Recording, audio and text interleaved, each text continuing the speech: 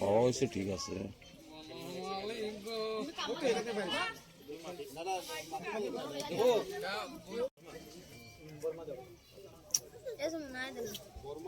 হইতো না, আচ্ছা যাই হোক, ওই যেটা ওটা হইব তার।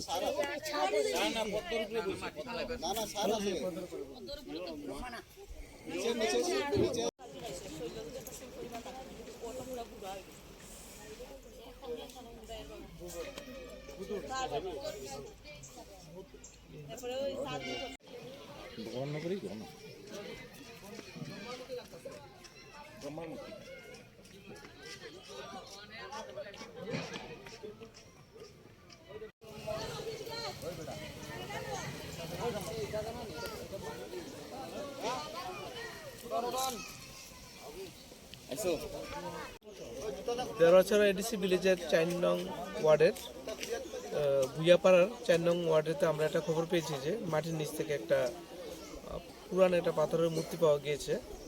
তা আমি আমার সাথে শ্রী অভিষেক কুমার, কনজারভেটর অ্যাসিস্ট্যান্ট, ওনাকে নিয়ে এসেছি এবং দেওয়াছড়ার পঞ্চায়েত সেক্রেটারি আমার সাথে আছেন।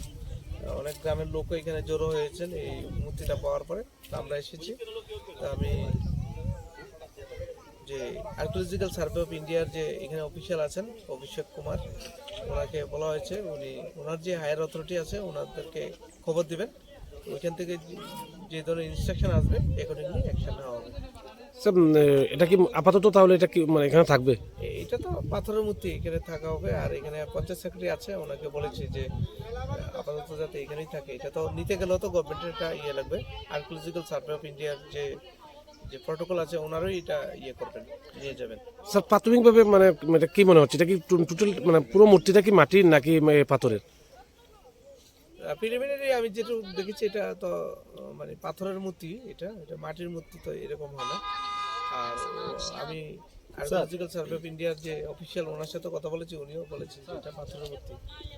আর এখান থেকে তো ঊনকোটি যে হেরিটেজ সাইট, এটা বেশি দূর না, তো এটা পাথরের মূর্তি হওয়ার সম্ভব নেই, মানে ওই ধরনের মূর্তি হওয়ার সম্ভব নেই বেশি।